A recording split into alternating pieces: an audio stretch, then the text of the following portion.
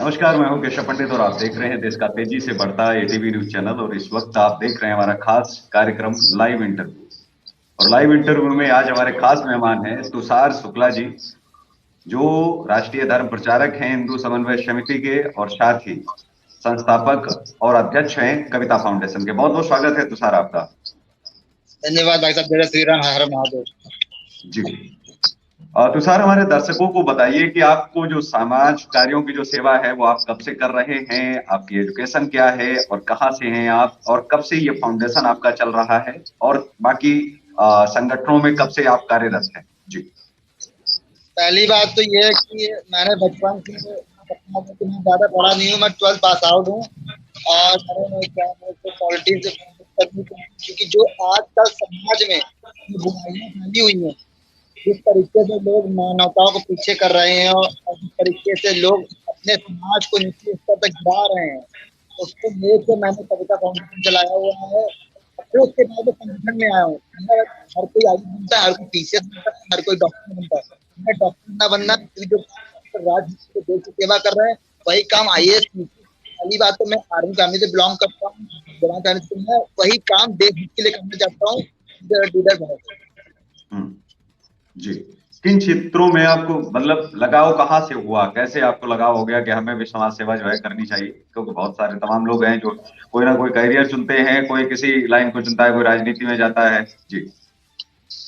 सबसे बड़ा क्षेत्र तो आपको मालूम है कानपुर नगरी का है। सबसे बड़ा क्षेत्र जो लोग नगरी आता है हमारे कानपुर महानगर। कानपुर नगर में जो ऐसी कुछ गलियां हैं, कुछ क्षेत्र में जहाँ अभी भी जो शिक्षा को लेकर हमारा कानपुर महानगर पीछे है।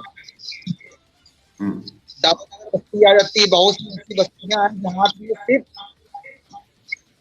धोखाधड़ी और राजहित को लेकर यहाँ के जो युवा है कानपुर महानगर के, वो भी भटक रहे हैं। जी। उनको करने का आने कार उनको देख के मैंने अपना भाव दिया कि सबसे बड़ी कमी क्या दिखती है समाज में? किन चीजों में बदलाव होना चाहिए? यूथ कैसे बदलेगा? क्योंकि यूथ तो आजकल नशे में खोता जा रहा है, यूथ आजकल मोबाइल में खोता जा रहा है, यूथ आजकल जो है उन चीजों में खोता जा रहा है। कहीं लड़ाई चल रही है, कहीं संगठन मिलके लड़ रहे हैं, राजनीति का शिकार हो रहा है यूथ। तो कैसे हो पाएगा एक दूसरे का भला? वो तो तभी हो पाएगा जब हमारा जो है फ्यूचर सेफ हो, सुरक्षित हो। जी। यूथ सबसे बड़ी बात, जिम्मेदारी हमारे यूथ की है। उनको जो नशापत्ती कर रहे हैं उनको तो हम सुधार रहे हैं ना, उनके पेरेंट्स सुधार रहे हैं उनको। मगर माता पिता ने आजकल फोन दे दिया है, इंस्टाग्राम से फेसबुक स्टोरी के लिए, और उनको ये नहीं दिखाया कि फोन के माध्यम से भी हम कर सकते हैं, इस फोन के माध्यम से भी कुछ हम अच्छा कर सकते हैं। अगर मेरे पास चार्जर मैं चाहता तो मैं बिगड़ सकता था, अपनी लाइफ को आगे ये कर सकता था। मेरी फैमिली ने मुझे हर चीज की फ्रीडम दी है, मगर आज मुझे मालूम है कि मुझे क्या नहीं करना है। मुझे मालूम है ना कि अपने जीवन को कैसे लेके जाना है। तो सबसे बड़ी चीज है यूथ को अब समझना पड़ेगा कि अगर आप कर रहे हैं खाली तो संगठन करना, पार्टी वार्ड करना पड़े, क्या कर सकते हो अपने अंदर जो आपके अंदर अच्छा है। मैं आपसे कहना चाहूंगा कि अपने बच्चों को छूट दें, जितना उनको उनका मानना वो उनको करने दें, अगर ये भी ना करने दें कि उनके लाइफ में क्रिएट। आज की राजनीति को कैसे देखते हैं? जो आज की राजनीति जो चल रही है, कहीं राहुल गांधी जी यात्राएं निकाल रहे हैं, मोदी जी बड़ी बड़ी जो है अपनी योजनाएं लॉन्च कर रहे हैं, योगी जी भी जो है लगातार लगे हुए हैं। तो बहुत सारे और पार्टियां जो है पैदा हो रही हैं और जो अपने नए नए घोषणाएं कर रही हैं। तो कैसे देखते हैं राजनीति को, कि क्या वास्तविक ये राजनीति है क्या जो आज के दौर में चल रही है? इससे आप कितना प्रभावित है और कितना आप, मैं जानना चाहता हूँ कि असंतुष्ट है? जी। तो कि आज आज जो राजनीति है वो मजाक। आप वो दिल्ली लड़े जा रहे हैं, जो कि क्रांतिकारी, जो भी हमारे क्रांतिकारी थे, जिस तरीके से उन्होंने जिसके संघर्ष कहा जाता था देश में, मगर अगर कोई अच्छा कर रहा है तो मुझे लगता है कि मोदी जी कर रहे हैं या उत्तर प्रदेश योगी आदित्यनाथ जी कर रहे हैं, मगर कुछ लोग आपसी में मरे जा रहे हैं, आपसी में मरे जा रहे हैं। ये राजतंत्र आगे नहीं चल पाएगा, ना पीछे रहेगा। इसके लिए ना कोई राजनाथ सिंह बनेगा, ना कोई सुभाष। इसके लिए हमें एक दूसरे को जागना पड़ेगा।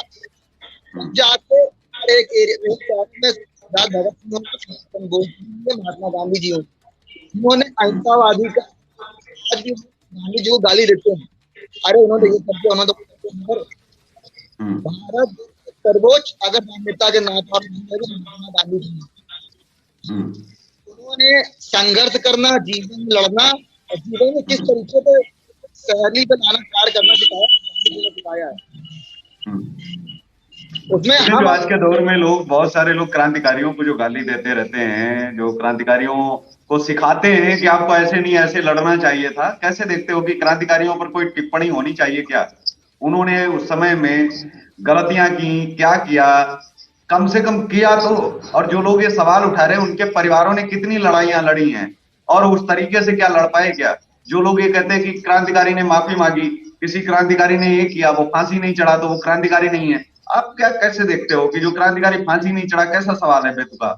मतलब जो लोग ये सवाल उठा रहे हैं, जो लोग ये फेसबुक पर और सोशल मीडिया पर लिख रहे हैं, वो अपने पिताजी से भी पूछ सकते हैं, और या तो खुद के पिताजी से भी पूछ सकते हैं कि आपके पिताजी उस युद्ध मैदान में क्यों लड़ने नहीं गए भाई?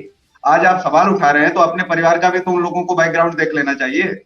मैं तो ये कहता हूं कि जिन्होंने स्वप्न में भी आजादी का सपना देखा होगा वो भी हमारे क्रांतिकारी ही थे, जिन्होंने सोचा तक होगा कि हमारा देश आजाद होना चाहिए, हम स्वतंत्र होने चाहिए, हम परतंत्रता जो है इसके अधीन हम नहीं रह पाएंगे, हमें गुलामी स्वीकार ही नहीं है। जी।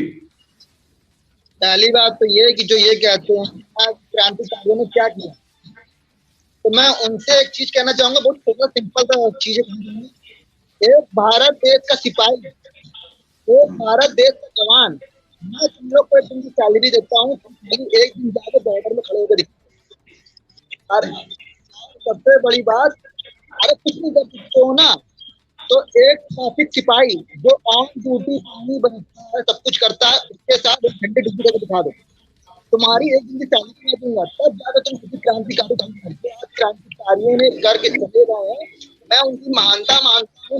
आज मैं नहीं कि मैं आर्मी पुत्र का बेटा हूँ, कि मेरे पिताजी आज बॉर्डर में लड़ाई करते हैं, मुझे गर्व होता है कि मैं अपने पिताजी का बेटा हूँ, मैं अपने बचपन का बेटा हूँ, मैं एक बिलोंग करता हूँ। और जो ये बड़ी बड़ी बातें कर देते हैं फेसबुक में, इंस्टाग्राम में कर देते हैं, जो गाली बकते हैं, उनसे बड़ा मकसद, उनसे बड़ा चीजें मैंने आज तक दुनिया में देखी। बोलने से कुछ नहीं होता, करके दिखाओ ना हमें। सबसे बड़ी बात कि आप किसी ड्यूटी ऑन ऑफिसर गाली बकते हो कि अरे आज ड्यूटी करना, अगेंस्ट करना, उनके कन्या मिला ड्यूटी करके दिखाओ ना। अरे आर्मी के सिपाही ने कमांडो के साथ, और सबसे बड़ी बात, लेकिन इस देश में तो लोग आर्मी को भी नहीं छोड़ते ना, आर्मी के ऊपर भी सवाल उठाने से बिल्कुल हिचकते नहीं, और ये कहते हैं कि आप हमें जो है सबूत दीजिए, आपने ऐसा अगर काम किया है, दुश्मन को मारा है तो मुझे वीडियो दीजिए। उस समय वीडियो आर्मी वाला बनाए या गोली चलाए, समझ में नहीं आता है कि ये लोग क्या चाहते हैं, इनका क्या मकसद होता है, क्यों आहत करते हैं हर बार। जी। ये वही लोग करते हैं। एक चीज होता है कि किसान का बेटा और एक जो छोटी फैमिली को बिलोंग करता है, वही जाके एक आर्मी ऑफिसर IAS बनता है। कभी आपने बेटा एक बड़े पॉलिटिक्स का बेटा अपने आगे आइकॉन लगाता है, कभी आर्मी नहीं बना, क्योंकि उनको फ्री में मिली हुई है। जो मेहनत करना जानता है, जो लड़ना चाहता है वो होते हैं जो असलियत में धर्म क्षेत्र लड़ाई करते हैं। मैं नमन करता हूँ हमारे आर्मी जवानों को, हमारे देश के वीर पुत्रों को, जिन्होंने उन माताओं को नमन करता जिन्होंने ऐसे वीर पुत्र पैदा किए हैं। जी।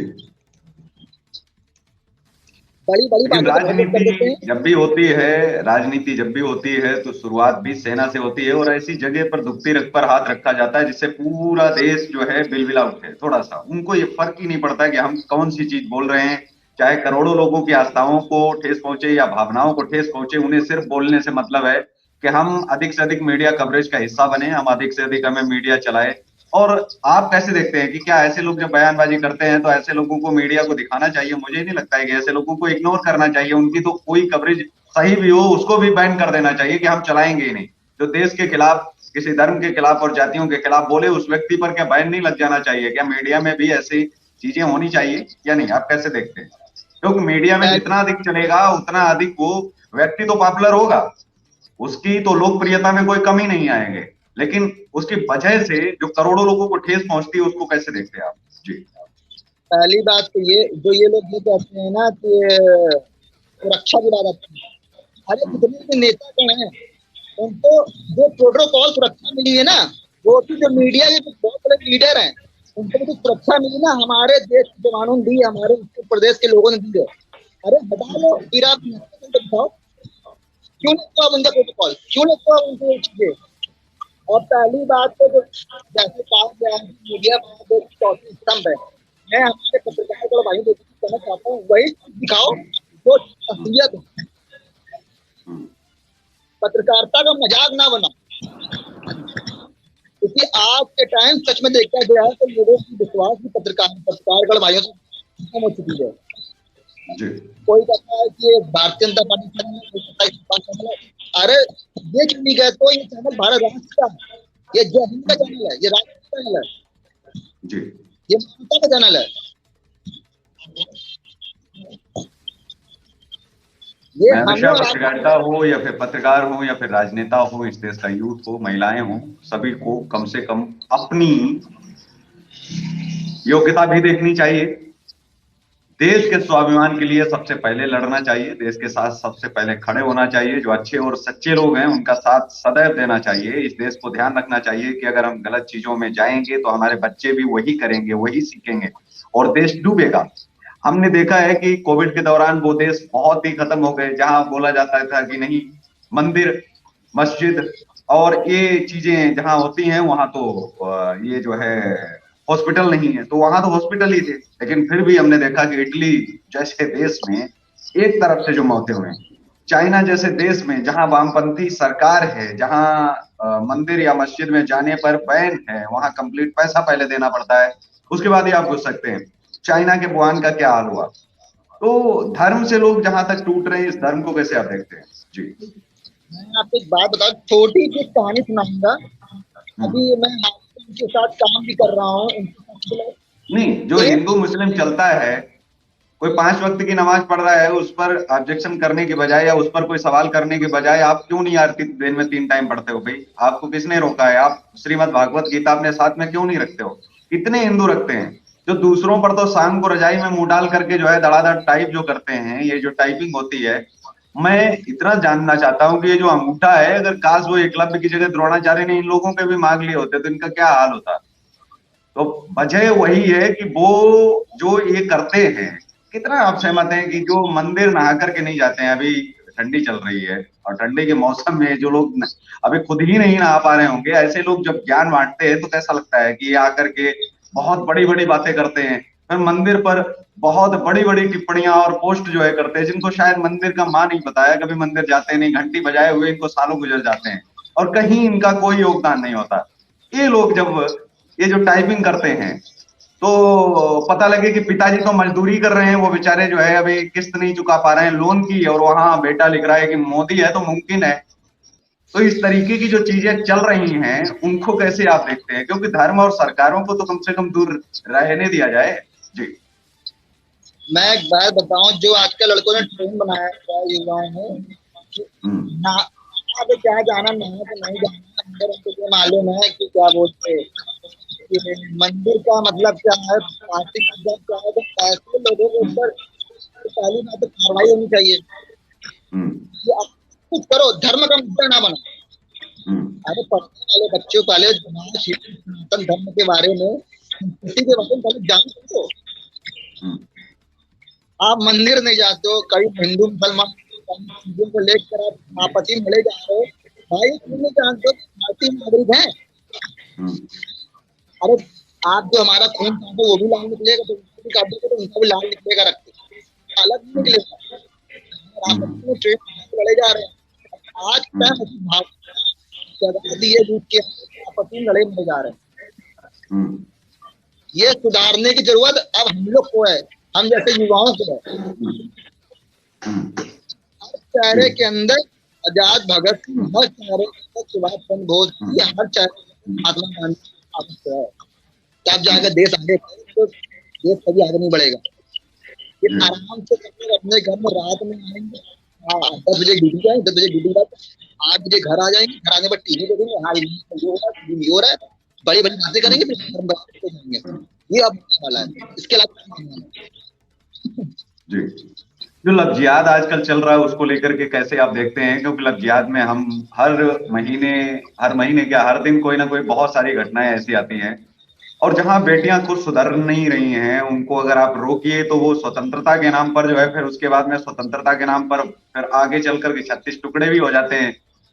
तो ये जो माता पिता जो पहले अपनी बेटी अगर किसी ऐसे युवक से प्यार करती है जहां उसे नहीं करना चाहिए, समर्थन करती है, और यहाँ तक कि जो हम ये कहते हैं कि जो अभी एक जिस तरीके से लिव इन रिलेशन जो चला है, शादी से पहले आप रह सकते हो और वो पति पत्नी जैसे संबंध भी स्थापित हो सकते हैं, तमाम चीजें जो आई हैं, उसके बाद हमने देखा है कि समाज में किस तरीके से एक भय भी व्याप्त हुआ और ये घटनाएं हुई।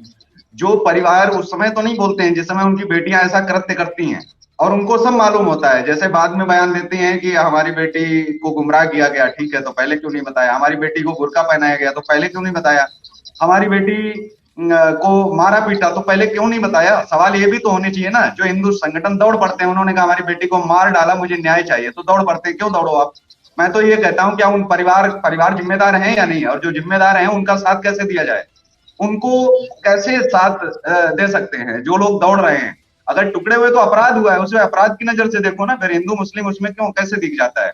उस वही परिवार, वही लड़की, अगर आप उनके उस समय आप बीच में बोल दें तो मुझे लगता है कि वो जूते चप्पल के साथ में स्वागत करेंगे इन्हीं हिंदू संगठनों का जो ये दौड़ पड़ते हैं और हिंदू मुस्लिम का मुद्दा बनाते हैं। तो जब उन परिवारों को तब समझ में नहीं आया, और जब ऐसी घटनाएं हो जाती है उसके बाद में टीवी डिबेट पर बैठ करके ये लोग बताते हैं कि हमारी बेटी के साथ में 3 साल से ऐसा हो रहा था। भाई 3 साल से हो रहा था तब तुम कहाँ थे? मतलब बेटी को मार दिया ना तुमने, खुद ही मारा है, तो पहले बताते। अभी बेटी के मरने के बाद में उसको क्यों इतना बदनाम कर रहे हो? तो आप ऐसे कैसे देखते हैं कि क्या परिवार कुछ हद तक जिम्मेदार है या पूरी हद तक जिम्मेदार है? जी।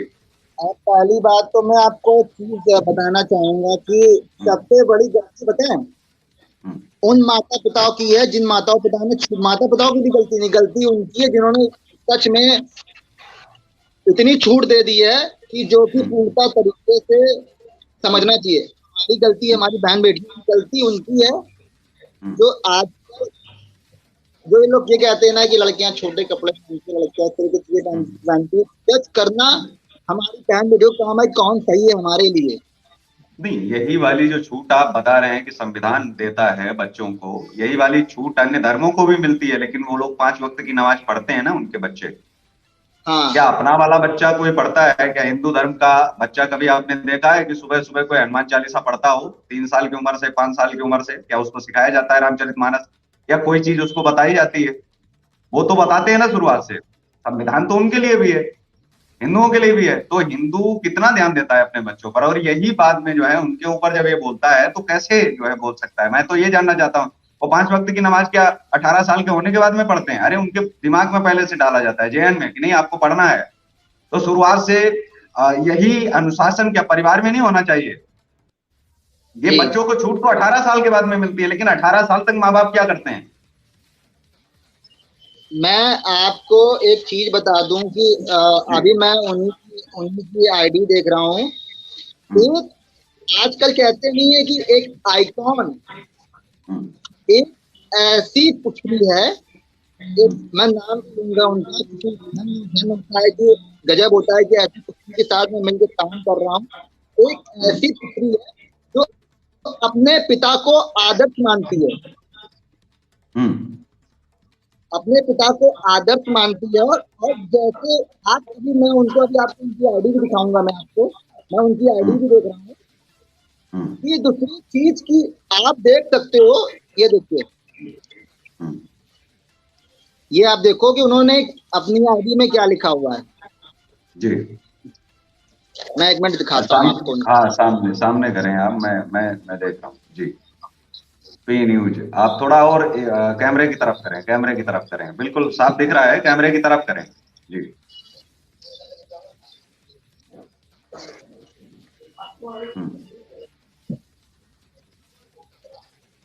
मैं आपको वो चीज क्लियरिटी दिखाना चाहता हूँ कि आप कहोगे कि हाँ आजकल के टाइम पे क्या ये चीजें हैं।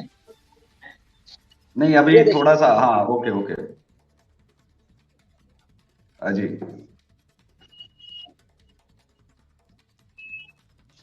बिल्कुल।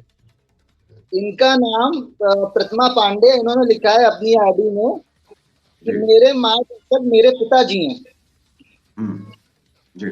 तो मैं हमारी देश की बहनों से एक ही चीज कहना चाहूंगा कि सच में मैं इनके साथ चीजें करता हूँ, इनके साथ काम करता हूँ, मैं धन्य हो गया हो जाता हूँ कि ऐसी वीर पुत्री को, ऐसे राम, उनके पिताजी का नाम है राम लखन पांडे, एक छोटी सी आरसीएम कंपनी में काम करने वाला व्यक्ति, जो जिसने अपनी पुत्री को इतने अच्छे संस्कार दिए हैं, ऐसे पिता को मैं नमन करता हूँ। और हमारी बहन बेटियों को, यहाँ तक कि मेरी बहन को भी इन जैसी पुत्री के साथ, इन जैसी वीर पुत्री को, सच में झांसी की रानी का अवतार। लेकिन चाणक्य ने एक बात और कही, अगर माता पिता दुष्ट हो तो उनका भी त्याग कर देना चाहिए। इससे आप कितना सहमत हैं? क्योंकि चाणक्य जी ये भी कह गए हैं कि माता पिता यदि अगर दुष्ट हो तो माता पिता का त्याग कर देना चाहिए, ये चाणक्य ने लिखा है।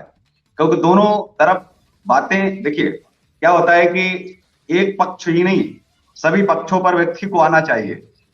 और मैं समझता हूं कि जब मैं बहुत कुछ पढ़ के बैठता हूं तो मुझे मालूम होता है कि आगे सवालों के उत्तर हमें भी देने पड़ेंगे, और हमारा तो काम पूछना है, क्योंकि हमारा तो सवाल ये आना चाहिए। और ये भी सनातन की ही खूबसूरती है कि उसमें साफ साफ दिया हुआ है, माता पिता यदि श्रेष्ठ हैं तो बच्चे को बलिदान भी अपना दे देना चाहिए, लेकिन यदि माता पिता दुष्ट है तो त्याग भी कर देना चाहिए। क्योंकि अगर वो त्याग नहीं कर रहा है वो भी अपराध है, वो भी गलत है जी। तो इसे कैसे आप देखते हैं? पहली बात तो मैं आपको बता दूं, मेरी माता जी मेरे लिए गुरु हैं। नहीं, मैं आपके ऊपर नहीं आ रहा हूँ, मैंने चाणक्य जी की एक बात कही है, और उसमें हम किसी के परिवार और व्यक्तिगत यहाँ पर हम नहीं बैठते हैं। हम आपसे ये कह रहे हैं कि आप चाणक्य से कितना सहमत हैं, जो चाणक्य जी ने कहा है, ठीक है, उनसे आप कितना सहमत है? मैं आपको उस पर चर्चा और उस पर मैं जानना चाहता हूँ कि आपका क्या मानना है जी। सहमत भी हूँ, नहीं सहमत भी हूँ, दोनों चीजें। नहीं, उन्होंने दुष्ट कहा, उन्होंने कहा कि यदि माता पिता दुष्ट हो तो त्याग कर देना चाहिए। जैसे बहुत सारे हमने देखे माता पिता आतंकवादी निकल जाते हैं, मतलब पिता आतंकवादी निकल गया लेकिन प्रेम इतना है कि उनका फिर जो है फातिहा पढ़वाते हैं। ऐसे बेटे, ऐसी पत्नियां अपने पतिया का फातिहा पढ़वाती है, कब्र में दफनाती हैं। तो ये क्या देश प्रेम तो नहीं हो सकता? मतलब ये तो दुष्टता की पराकाष्ठा हो गई। आतंकवादी किसी का पिता हो सकता है क्या? वो आतंकवादी हो सकता है, अगर उसका कोई धर्म नहीं है तो उसका कोई संबंध भी किसी से नहीं हो सकता। तो मैं ये समझना चाहता हूं कि जो उन्होंने कहा कि यदि माता पिता दुष्ट हो, दुष्टता का मतलब कि वो समाज के लिए भी घातक हो, परिवार के लिए भी घातक हो, और राष्ट्र के लिए भी। अगर घातक ना हो तो ये लोग घातक कैसे हो सकते हैं? ये तो कहीं ना कहीं जो लोग घातक हैं, जो लोग दुष्ट हैं, वो कहीं ना कहीं किसी के पिता हैं, किसी के पुत्र हैं, किसी के पति हैं, किसी के कहीं ना कहीं संबंधों में तो ये लोग आते ही हैं। कैसे आप देखते हैं जी? अगर ऐसा कुछ जो चाणक्य जी ने कहा वो बात तो लिख सकते हैं, अगर दुष्टता वाली बात, अगर ऐसा कुछ अगर लगता है कि राज का अपमान हो रहा है तो मैं तुरंत सरकारी न्यूज से पहले मैं अपने गुरु का त्याग, पहले अपने माता पिता का त्याग करूंगा। मगर त्याग जब करूंगा तब कि ये लगे कि हाँ ये अपमान कर रहे हैं हमारे भारत देश का। अगर मेरे पिताजी अगर आर्मी से हैं, अगर गद्दारी करते देश के साथ, तो सबसे पहले मैं रिश्ता तोड़ूंगा अपने पिताजी से। ये मैं ओपनली बोल रहा हूँ। पहले मेरे लिए भारत देश जरूरी है। जी जिनका मैं पुत्र हूँ, जिनके लिए आज वो सुरक्षा के लिए लड़ रहे हैं, इसकी वजह जी से आज मैं सेफ हूँ। अगर वो उन्हीं से गद्दारी करेंगे तो मैं उनको त्यागने के लिए तत्पर हूँ, जी क्योंकि संस्कार उन्हीं के मिले हुए हैं मुझे, बिल्कुल। मैं उनसे कुछ परे परे नहीं हूँ।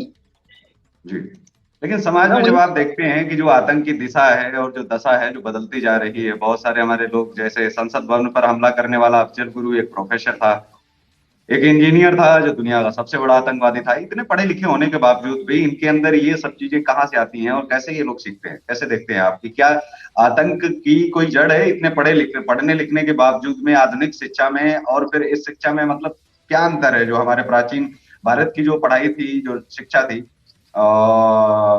वहां जो पढ़ाया जाता था और जो आज जो पढ़ाया जा रहा है? क्योंकि लोग तो जो प्राचीन समय में हुआ है उसको गलत मान के चल रहे हैं, जबकि प्राचीन भारत में तो 64 कलाएं भी थी जो मुझे नहीं लगता है कि आज के दौर में किसी को आ रही होंगी। प्राचीन भारत में बहुत कुछ था जो आज लोग खोते जा रहे हैं। लोग यहाँ जो है केवल जो पुराने ग्रंथ हैं, जो भगवान हैं, उन पर सिर्फ टिप्पणी कर रहे हैं, लेकिन मुझे लगता है कि उनको टिप्पणी करने से पहले खुद को भी एक बार शीशे में देख लेना चाहिए। ये जो सूरत भी मिली है वो भी ईश्वर की ही अनुकंपा से मिली है, और कुछ चीजें अलग अगर हो जाएं तो मुझे लगता है कि अगर जैसे लोग कहते हैं कि रक्त खून एक जैसा होता है, खून लाल रंग का है तो लोगों से रिश्ते बराबर के हो जाने चाहिए। तो भाई जब कोई व्यक्ति बीमार होता है तो कभी देखा है आपने कि किसी पशु का खून उसको चढ़ा दिया गया हो? क्यों? पहली उसका बात हरे तो हरे हरे रंग का तो होता नहीं है, उसका भी लाल ही रंग का होता है। किसी मनुष्य को जिस प्रकार पशु का खून नहीं चढ़ाया जा सकता है, उसका कोई तालमेल नहीं है, इसी प्रकार के आप समझते हैं कि जो लोग मानवता के रक्षक नहीं है, जो हिंसक हैं, जो अहिंसक नहीं है, तो ऐसे लोगों को साथ में रखना जरूरी है क्या लेकर? जी, एक नहीं, सभ्य और एक सही समाज में। ऐसे लोगों को जो मानवता के हिंसक है, जो राष्ट्र के हिंसक है, जो भारत देश के हिंसक है, पहली बात तो उनसे उनकी नागरिकता छीन लेनी चाहिए, जी क्योंकि हमारे देश में गद्दारों के लिए जगह नहीं है। जी आज गद्दारों की अगर जगह ही है, 75 वर्षों में हमने गद्दारों की ही जगह बनाई है। आप चले जाइए, बहुत सारे क्षेत्र आपको मिल जाएंगे जहां गद्दारी ही यहाँ से शुरू होती है। भारत में आतंकवादी भले पैदा ना हो लेकिन गद्दार बहुत पैदा होते हैं। चाहे आप ले लीजिए चंद्रशेखर आजाद को, उनको मरवाने वाले भी गद्दार थे। चाहे आप नेताजी के मिशन को आप ले लीजिए, चाहे भगत सिंह को आप ले लीजिए, जितने भी थे गद्दार बहुत ही खूबसूरती से पैदा होते हैं यहाँ। एक तरफ से खेती आप मान लीजिए उनकी अगर हो रही है, मुझे लगता है कि अगर ईश्वर स्वयं अगर ये चीज बताने पर उतरे तो वो भी शर्मा जाएंगे कि हमने ये जो है क्यों भारत में इतना जो है पैदा कर दिया। लोग देशभक्ति, भले ही कुछ लोगों के देशभक्त हो जाने से पूरा राष्ट्र देशभक्त नहीं हो जाता है, और ना तो इस राष्ट्र में इतने हैं। अन्य देशों में मैं ये कहूंगा कि वहां लोग देशभक्त होते होंगे शायद, भारत को कॉपी कर करके, लेकिन आज के दौर में जो भारत में जितने गद्दार हो चुके हैं उनकी संख्या बढ़ती जा रही, घटती नहीं है, क्योंकि उनको जगह यहाँ दी जा रही है, जिंदा है। जैसे आप देखिए राम रहीम, एक बलात्कारी, जीवित है अभी तक, उसके ऊपर जो है हत्या का भी जो है आरोप सिद्ध हुआ है, साबित हुआ है। तो ऐसे लोग जिनकी हम पूजा करने के लिए बैठे, जिनके खिलाफ कभी भारत नहीं बंद होता है, अगर राम रहीम को फांसी कल को हो जाए तो आप सोचिए कि भारत में कितना बड़ा मैसेज जाएगा। बड़े बड़े मंत्री घबराएंगे, बड़े बड़े जो है लोग घबराएंगे कि हम बलात्कार के केस में ना फंसे और ना ऐसा कोई कुकृत्य करें। जब उनके विधायक पकड़े जाते हैं तो उनको फांसी देने की बजाय आजीवन देने की क्या आवश्यकता है? क्या जिंदा रख करके होगा? भाई भारत का कैसे खाना पीना खा रहा है? मैं तो ये कह रहा हूँ, दोष साबित नहीं हो तब तक वो, मैं उसे गलत नहीं मानता हूं, लेकिन दोष सिद्ध हो जाए, अदालतें सिद्ध कर रही हैं, आपकी सरकार है, आपकी सरकार में आपके लोग अगर साबित हो रहे हैं तो उनको जिंदा रखने का क्या फायदा है? राम रहीम से हमें कौन सा ज्ञान मिलेगा? क्या वो सिखाएगा? जिसको जिसके भक्त लोग अदालत पर विश्वास ही नहीं कर रहे हैं तो वो उनके भक्त लोग क्या अपने बच्चों को संस्कार सिखाएंगे?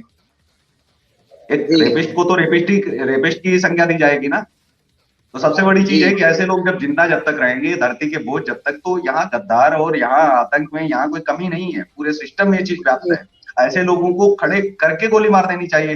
वो हवाला देते हैं कि अदालत ने छोड़ा है, अदालत ने नहीं छोड़ा है। और कोई व्यक्ति होता है सिंपल साधारण मुस्लिम होता तो गोली मार दी जाती उसको। अगर वो जी राम रहीम की जगह होता तो अब तक मुझे लगता है कि उसका एनकाउंटर करवा दिया गया होता। तो राम जी रहीम जैसे लोग जो है अभी तक जीवित हैं। आसाराम के ऊपर देखिए बलात्कार साबित हो गया अभी 2-3 दिन पहले। क्या फायदा है? अरे 80 साल का है तो भी लटकाइए ना, मिसाल बने, लोगों में डर पैदा हो, दहशत पैदा हो कि चाहे हम 100 साल के हो जाएं, अगर हमारे ऊपर दोष साबित हुआ तो हम फांसी पर लटकाए जाएंगे। कोई पूरी दुनिया में कुछ ऐसा आप करिए, पूरी दुनिया में ऐसे मापदंड स्थापित करो, ऐसी नीतियां बनाओ, ऐसे कानून बनाओ जो हम नहीं चाहते हैं कि सरिया जैसे हो हाथ काट दिए जाएं, लेकिन ऐसे भी नहीं हो कि जिनसे लोग डरे ही नहीं कानून से, कानून का तोड़ जानते हो कि अगर 80 साल तक हमारा वकील खींच ले गया तो फिर तो हमें फांसी होगी नहीं और हम तो आराम से मजे में अंदर बैठ के खाएंगे। इस देश के अंदर आईएएस आईपीएस जिसके घर में 1200-2500 करोड़ निकल रहे हैं, जो देश का बलात्कार कर रहा है, ऐसे लोगों को अगर फांसी पर 2-3 आईएएस आईपीएस अगर लटका दिए जाएं सरेआम, नहीं तो मैं कहता हूं जेल के अंदर ही सही आईएएस आईपीएस डरेंगे, अपना काम करेंगे। आईएएस आईपीएस आज के समय में क्रीम बोले जाते हैं, लेकिन आइसक्रीम बन के रह गए हैं नेताओं की, चाट रहे खा रहे हैं, उनको एहसास ही नहीं है। दिन रात जो है एक ही काम करते हैं, दिन रात लव जला करके, महीनों बोले क्या कर रहे हैं बेटा, 3 महीने से कमरे से बाहर नहीं निकला, अच्छा ठीक है, क्या करेगा, सरकारी नौकरी करेगा। क्यों भाई सरकारी क्यों करेगा, सरकारी नौकरी में ना काम नहीं करना पड़ता इसलिए करेगा। अच्छा मतलब इसलिए मेहनत कर रहे हो कि आगे चल के काम आपको नहीं करना पड़े। तो सरकारी नौकरी में जो माता पिता, उनकी सोच ही ऐसी है, किस लिए करेगा भाई सरकारी नौकरी, इसलिए करेगा वहां काम ही नहीं करना पड़ता। तो काम नहीं करना पड़ता, इस चीज के लिए इतनी मेहनत करते हैं बेचारे, इतने सोर्स डालते हैं, इतना पैसा खर्च करते हैं, काम नहीं करना पड़े बेटे को इसलिए। तो आज के समय में लोगों का दिमाग भी वैसा है कि बेटा अब पता लगे लड़की की शादी के लिए बेटा सरकारी चाहिए उनको, क्यों, क्योंकि उसको काम नहीं करना पड़ता है, सरकारी है, उनको पता है कि सरकारी एक बेटा अपनी पत्नी को समय नहीं दे पाएगा, हमारी बेटी के साथ नहीं रह पाएगा, लेकिन उनको पता है कि जो हरामखोरी का पैसा आ रहा है, ऐसे अधिकारियों के खिलाफ मुझे लगता है कि एक्शन होना चाहिए। जैसे कि अभी मोदी जी ने जो 5 वर्षीय, जो 5 वर्ष की 6 वर्ष की जो अग्निवीर योजना स्टार्ट की, इससे मुझे लगता है कुछ बदलाव आएगा, क्योंकि जो लोग 5 से 6 साल की ट्रेनिंग लेकर के आएंगे आर्मी से, वो अनुशासित होंगे, सुबह उठेंगे और देश के प्रति कोई जिम्मेदारी समझेंगे, और वो ये भी जानते हैं कि अगर भविष्य में जरूरत पड़ी तो हम हथियार चला सकते हैं, हम राष्ट्र के काम आएंगे। तो वो वहां शपथ ही लेने नहीं जाएंगे। ये बहुत बड़ी एक मिसाल जो है स्थापित हो रही, तो कुछ ना कुछ तो सरकार कर रही है, इसमें भी कोई शक नहीं है। लेकिन यही जो बेटे और बेटियां हैं जो आज अंतर देखा जा रहा है, तो इस चीज को कैसे जो है आप देखते हैं कि ये समाज में जो एक बनी हुई है जो अवधारणा, अभी भी जैसे कुछ लोग ये सोचते हैं कि मेरे घर बेटी आ गई है, तो लोग अभी भी बेटियों को बोझ समझते हैं, मेरी बेटी कुछ कर नहीं सकती है। तो मैं उनको बताना चाहूंगा कि यही भारत देश की जो बेटियां हैं, जो आज देश की सेनानी में संघर्ष लड़ रही हैं, देश की सुरक्षा कर रही हैं, बहुत ही ऐसी, जैसे मैंने आपको उदाहरण दिया प्रतिमा पांडे का, जिनका न्यूज चैनल है, ये आज की क्या बेटियां कुछ नहीं कर सकती क्या? आज की वही बेटियां हैं जो आज संपूर्ण रूप से घर का किचन चला सकती, चूल्हा चला दे, वक्त पड़ने पर तुम जैसे राष्ट्रों का गला भी काट सकती हैं, दुर्गा, और वक्त पड़ने पर काली का भी रूप ले सकती, चंडी का भी रूप ले सकती हैं। तो पहली बात तो ये कि हमारी बहन बेटियों को, हमारी भारत देश की नारियों को, उन पुरुषों से कहना चाहूंगा जो अभी भी पैर की जूती समझते हैं, उनको एक चीज कहना चाहूंगा, कुछ समझना बंद कर दो, नहीं तो ऐसा दिन आएगा कि तुम्हारे घर में, तुम्हारे घर पुत्री नहीं, एक राक्षस, एक दानव पैदा होगा।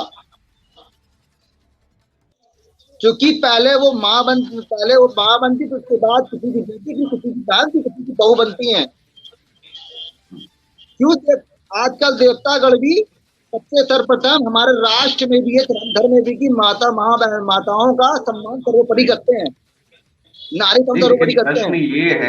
प्रश्न ये है कि जहां भगवा जैसे पवित्र कलर को अगर दीपिका पादुकोण धारण कर लें और कोई भी संत समाज उनको धर्म से निष्कासित ही ना करे, तो ऐसी बेटियां भी तो बेटियां नहीं, आप इनको मानते हैं बेटियां हैं? सनी लियोनी जैसे लोग जो है इस देश के अंदर आकर के स्टार बन जाते हैं, बॉलीवुड उनको अपना लेता है, फिल्में करने लग जाते हैं, तो ये क्या बेटियां हैं क्या? आप कैसे इनको देखते हैं? इनको तो मैं तो बेटियां नहीं मानता हूं, मैं तो अपने खुले मंच पर जो है कह रहा हूँ, और मैंने हमेशा विरोध किया है कि ऐसे लोगों को पाकिस्तान भेजने की जरूरत नहीं है, इनको हिंदुस्तान में घुसने ही कौन दे रहा है? ऐसी सरकारों को तोड़ दो, ऐसे सरकारों को तोड़ना भी चाहिए और ऐसी पार्टियों को छोड़ना चाहिए जो लोग विरोध न कर सके।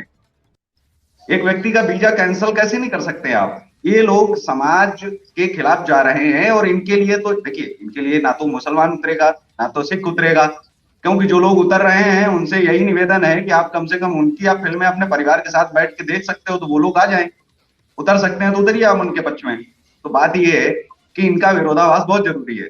इस बार बॉलीवुड में 20,000 करोड़ का नुकसान हुआ। मैं ये कहता हूं कि बहुत कम नुकसान हुआ। नेस्त नाबूद जब तक नहीं हो जाता तब तक इसके पीछे पड़े रहो, क्या दिक्कत है भाई? साउथ में कम से कम फिल्में तो अच्छी आ रही हैं, सिनेमा अच्छा आ रहा है। जो साहित्यकार गंदा लिख रहा है उसको पढ़ना छोड़ दो, जो गलत बोल रहा है उसको लिखना पढ़ना दोनों छोड़ दो। आप जलाइए, आपको किसने, जब इस देश में रामचरितमानस जैसा ग्रंथ जलाया जा सकता है तो जो गंदी फिल्में आ रही हैं उनकी सीढ़ियां नहीं फूकी जा सकती हैं क्या? आप विरोध तो कर बिल्कुल। सकते हैं, किसी व्यक्ति विशेष विशेष का भी विरोध कर सकते हैं, लेकिन उसके साथ साथ जरूरी है कि हर जगह लोग जागृत हों। जो इनके बेटियां पैदा हो गई हैं, मैं भी एक बेटी का पिता हूं, तो मैं दर्द समझता हूं, तकलीफ समझता हूं कि समाज में कैसे जो है एक पिता उस समय अपने आप को देखता है जब वो देखता है कि एक बेटी के साथ ऐसा हो गया, 25 टुकड़े हो गए, 35 टुकड़े हो गए, 25 टुकड़े हो गए, उसका शोषण हो रहा है। तो मुझे तो कहीं ना कहीं इसलिए सोचना पड़ रहा है कि मैं एक बेटी का पिता हूं, लेकिन ये भी जरूरी है कि इनके लिए सरकारें कब सोचेंगी।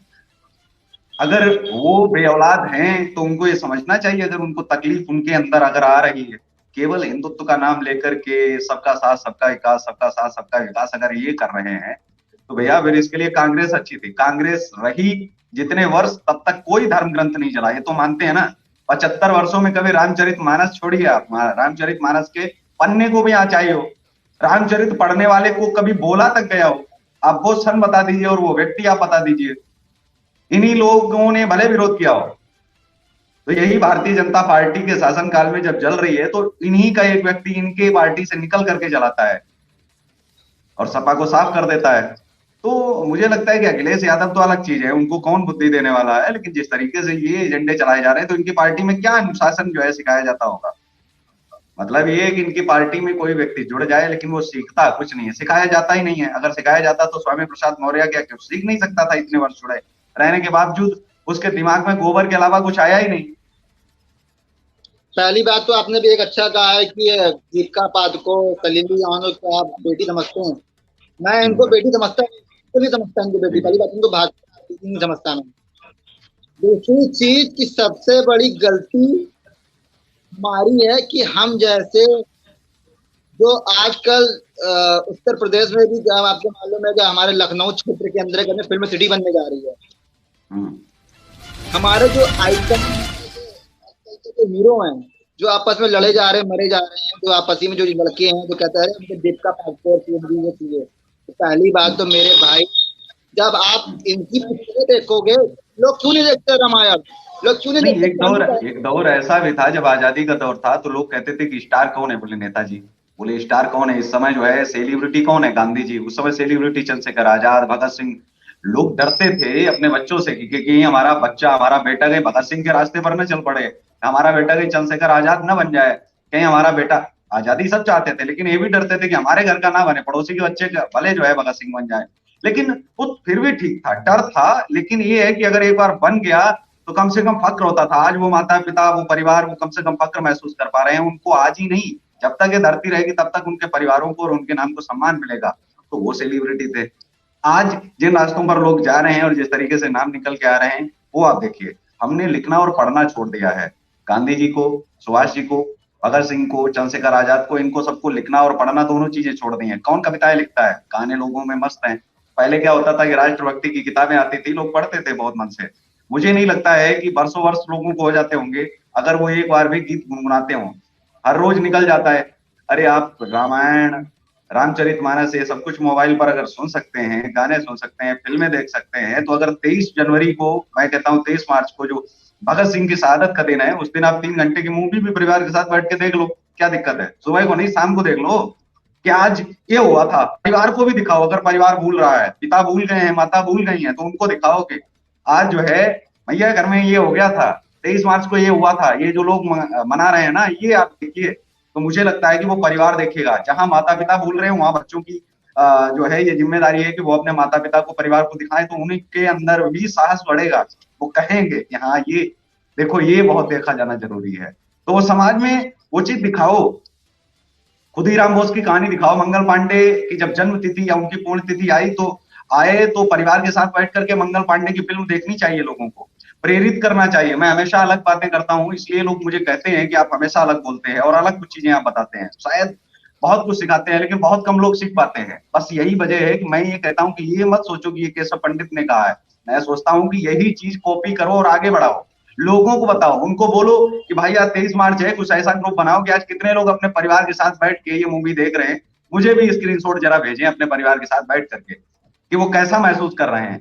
एक बार परिवार के साथ बैठ के देखें, फिर पूरे परिवार का रिव्यू लें कि आपको, पिताजी आपको कैसा लगा ये मूवी देख करके, फिर वो बताएंगे कि हमको मूवी देख के क्या लगा। ठीक है, माता से पूछें, अपने भाइयों से पूछें, अपने मित्रों से पूछें, वो लोग बताएंगे आपको कि कैसा लगा। फिर वो आप रिव्यू आप डालिए अपने फेसबुक पर, ट्विटर पर, उसको आप करिए, उनसे कहिए कि हमने 23 मार्च को हमने तो याद किया, हम दुनिया को नहीं जानते, हमें लोगों का नहीं मालूम है, लेकिन हमने याद किया। तो 365 दिन में हर दिन कोई ना कोई शहीद या फिर जन्म हुआ है।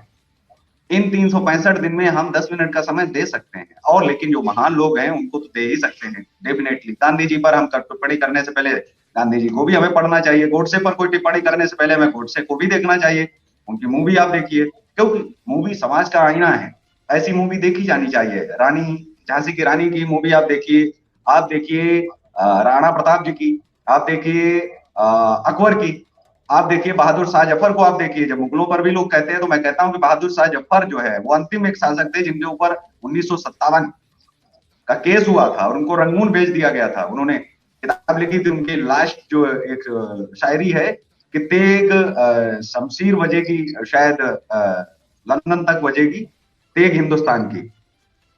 तो सुभाष चंद्र बोस जी ने उनकी ही मजार पर मत्था टेका था पहली बार रंगून जब गए थे, तो उन्होंने कहा था कि वो बहुत ही वीर योद्धा है जो 80 वर्ष का होने के बावजूद अंग्रेजों से नहीं आ रहा।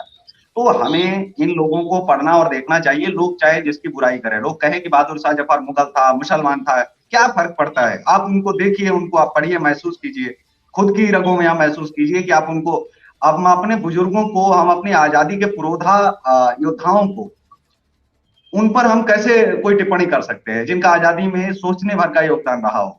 उनको हमें पहले देखना चाहिए। सावरकर पर जो लोग बोल रहे हैं उनको हमें सीखना चाहिए। आप कैसे देखते हैं कि समाज में क्या ये वास्तविक है? परिवार के साथ बैठ करके ये मूवी देखनी चाहिए या नहीं? पहले तो मैं ये जानना चाहूंगा, क्योंकि यूट्यूब पर सब कुछ उपलब्ध है। शाम को कभी महीने में एक आध जयंती पड़ती है जो बड़े किसी महान योद्धा की होती है, तो बैठ के देखें, रिव्यू लें, ना भी लें तो भी कोई दिक्कत नहीं, कम से कम देखें। परिवार समझेगा कि यार बैठ के लोग देख रहे हैं।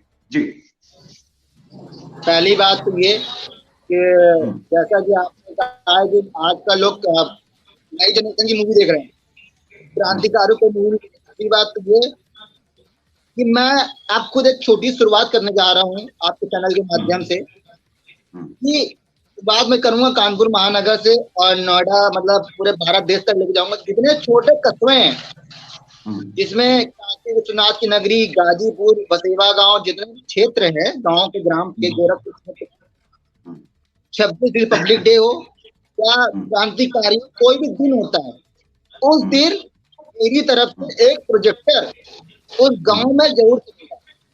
हमारे ट्रक की गाड़ियां जरूर घूमेंगी। अरे आपको नहीं देखना है, हमारी ट्रेनें जाएंगी, हमारी गाड़ियां जाएंगी। अगर नहीं जाना है, हमारी आज के गाड़ियों में प्रोजेक्टर लगा देते हैं लोग। आप लोगों को नहीं देखना है, कम से कम अगर आप उनके विचार के लिए अगर आप 2 मिनट खड़े होकर सुनेंगे तो उनको, ये मेरा सबसे बड़ा पूर्णतः विधान रहेगा कि मैं हर गांव में हमारी गाड़ी, और कोशिश करूंगा कि आपके चैनल का लोगो हो और पूर्ण रूप से आपका नाम और हमारा नाम, मेरा अपना नाम जरूरत नहीं है, ताकि लोग समझें कि हर अगर युवा आगे आ रहा है तो आपको भी आगे आना पड़ेगा। कम से कम आज क्रांतिकारी जो आज हमारे वीर जवान, हमारे देश के क्रांतिकारी है, उनके लिए सोचने की तैयारी आप लोग करनी पड़ेगी। और शुरुआत में आपको बताना चाहूंगा चैनल से, मैं ग्राम सेवा गांव गाजीपुर क्षेत्र से करूंगा। जी, चलिए, एक दूसरे की बात है, और मैं समझूंगा कि एक शायद इतने क्रांतिकारियों में कोई ना कोई तो भगत सिंह जैसा बन रहा है, कोई ना कोई तो नेताजी जैसा बन रहा है, क्योंकि आज की जो लड़ाई आजादी की है, वो हमारी लड़ाई जो है उस पर लोग अगर खरे उतर रहे हैं। और मैं हमेशा इसलिए लोगों को सही रास्ते पर चलने की सलाह देता हूँ, जो रास्ता बहुत ही सरल है, जिसमें कोई पैसा नहीं लगेगा। आपका जो समय है, बस कीमती समय में से थोड़ा समय निकालना है, उससे आपका परिवार भी आपको समझेगा। किसी मूवी को देखने की बजाय आप बाद में भी देख सकते हैं, उस दिन आप कम से कम उनको देख करके घर में पुण्यतिथि जैसा अगर मनाएंगे, या उनकी जयंती आ गई तो उस दिन अगर आप त्योहार की तरीके से आप इंजॉय करेंगे, इनकी वजह से तो हम आजाद हुए। यार आज तो कुछ नया होना चाहिए, आज नहीं। तो मुझे लगता है कि कुछ ना कुछ ऐसा हो, कुछ ऐसे मिशन हो, कुछ ऐसी चीजें हो जो लोग कम से कम समझें और उनको याद करें। 4 परिवार होंगे, उससे 8 सीखेंगे, 8 से 16 सीखेंगे, और यही वजह है कि हम लोग शुरुआत नहीं करना चाहते। हम देखते हैं कि हमारे लिए मोदी और योगी की तस्वीरें घरों में होनी चाहिए, हमारे लिए कमल का फूल होना चाहिए। भैया हम कमल के फूल के झंडे से नहीं हम आजाद हुए, हम आजाद हुए आजाद हिंद के झंडे से। हमारे घर में तिरंगा भले ही दूसरे नंबर पे लगा हो, लेकिन आजाद हिंद का झंडा पहले नंबर पर होना चाहिए और उसके साथ तिरंगा लहराना चाहिए। तो आजाद हिंद का झंडा और तिरंगा जब दोनों एक साथ लहराएंगे, और फिर आप केसरिया लगाइए, आप कोई भी झंडा लगाइए, हर झंडा स्वीकार है, लेकिन सबसे पहले आजाद हिंद का झंडा, जिससे बड़ा कोई झंडा नहीं है। और वो झंडा जिसकी वजह से आज हम आजाद हैं, जिसकी वजह से हमें तिरंगा मिला है, हमें हमारा झंडा मिला है, तो जिस झंडे की वजह से जो हमारा फ्लैग मिला है उसका पहले सम्मान होना चाहिए। और वो पहले जो है हमेशा हमारे लिए पूजनीय आदरणीय वो होने चाहिए, क्योंकि उनकी वजह से हम आजाद हैं। बहुत अच्छा लगा आपसे बात करके कि तुषार आप जो है बढ़ते हुए नए यूथ में आप शायद एक नया आइकॉन आप जो है बनेंगे और स्थापित करेंगे कुछ ना कुछ नया, क्योंकि आप जैसे लोग जब चल पड़ते हैं तो फिर मंजिलें बताने वाले भी बहुत सारे लोग मिलते चले जाते हैं, और मंजिलें बनती हुई चली जाती हैं, और पीछे पीछे लोग सीखते हुए चले जाते हैं, कारवां बनता चला जाता है। जी, कोई अपील आप यूथ से या फिर उत्तर प्रदेश के लोगों से, भारत के लोगों मैं से, प्रशासनिक आपसे कह रहा अधिकारियों से, या इस देश के समाज सेवी संगठनों से, सामाजिक कार्यकर्ताओं से, राजनेताओं से, साहित्यकारों से, या इस देश के तमाम विभिन्न वर्गों में जो लोग काम कर रहे हैं, विभिन्न वर्गों में हैं, जातियों में हैं, धर्मों में हैं, उनसे कोई अपील अगर आप करना चाहें कविता फाउंडेशन की तरफ से, आप अपने हिंदी समन्वय समिति की तरफ से, तो हमारे चैनल के माध्यम से आप कर सकते हैं। जी, पहली बात तो मैं एक चीज कहना चाहूंगा, हमारे सभी सबसे छोटा हूं मैं, और सबसे बड़ी बात ये कि धर्म क्षेत्र के लिए कार्य कर रहा हूँ, और आप सभी का आशीर्वाद मिला तो मैं आगे बढ़ता रहूंगा।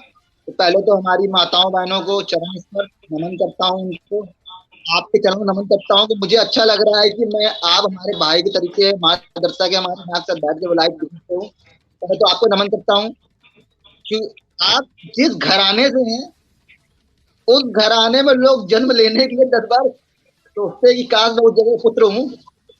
और सुभाष चंद्र बोस की फैमिली से और चीजें होना सबसे बड़ी बात कि पहले तो मैं आपको नमन करता हूँ, आपके चरण स्पर्श करना चाहूंगा, वंदन करना मेरा चाहूंगा। सदैव आपके साथ में स्नेह मेरा है, और मेरा सदैव जो है आशीष आपके साथ में ही है कि आप सदैव आगे बढ़े। मैं जी, हमारी समिति हिंदुत्व समन्वय समिति और हमारे सभी हिंदू परिवारों की तरफ से एक चीज मैसेज करना चाहूंगा कि अब हमारे युवाओं को भटकाओ नहीं, अब युवाओं को जगाओ और आपस में लड़ाओ नहीं कि हम हिंदू हैं, हम मुसलमान हैं, हम ये हैं। अब उनको ये दिखाओ कि हम एक भारतीय नागरिक हैं, जी, हम एक राष्ट्र सेवक हैं। और अगर आप कुछ नहीं कर सकते हो तो किसी गरीब बेटी की या किसी गरीब परिवार को, एक परिवार को अगर आप गोद लोगे तो जीवन का सबसे बड़ा पुण्य, उससे बड़ा पुण्य मानवता का तो मेरे ख्याल से तो कुछ नहीं हो सकता है। और जी, आजकल जो हमारे बुजुर्ग, हमारे दादाजी सम्मान, हमारे जो जैसे लोग हैं, मैं उनसे भी कहना चाहूंगा कि जी, आप अगर कुछ कर सकते हैं तो हमारी देश की बहन बेटियों को, हमारी देश की बेटों को सर्वोच्च ऐसे संस्कार दीजिए, ऐसे वो दीजिए जी, इस आज वो मानवता के लायक बने, आपस में लड़े नहीं। जी, और दूसरी चीज मैं आपके चैनल के माध्यम से मैं ये जानना चाहता हूँ कि एक जी, गांव की छोटी सी पुत्री, जिसका नाम मैंने आपको अभी उनकी आईडी दिखाया, मैं चाहता हूँ कम से कम उनके पिताजी को और उस पुत्री को आपके चैनल के माध्यम नमन अभिवंदन हो जाए, बधाई हो जाए कि ऐसी पुत्री होना बहुत जरूरी है, जी, समाज में बहुत। और जिनको मैं आपको बता दूं, अभी हाल ही में भारत देश के प्रधानमंत्री जी और भारत देश के गृह मंत्री अमित शाह जी की तरफ से उनको पत्र, बधाई पत्र भी प्राप्त हुआ, जिसका मैं ट्वीट आपको व्हाट्सएप पर सेंड कर दूंगा। जी। ओके, शुक्रिया। हमारे साथ में आज के खास मेहमान थे तुषार शुक्ला, जो राष्ट्रीय धर्म प्रचारक भी हैं, हिंदू समन्वय समिति के, और संस्थापक अध्यक्ष भी हैं कविता फाउंडेशन के, जो लगातार समाज सेवा में जो है लगे रहते हैं। और हिंदुत्व की आवाज भी उठाते रहते हैं और धर्म की बात भी। तो आज के इस कार्यक्रम में बस इतना ही, हमें दीजिए इजाजत, नमस्कार। और आप देखते रहिए देश का तेजी से बढ़ता एटीवी न्यूज चैनल। जय हिंद। जो किसी से डरता नहीं, खबर से समझौता करता नहीं, बेबाक है उसकी जुबान और बेखौफ है अंदाज। खबरों की दुनिया का नया बाजीगर ईशा पंडित।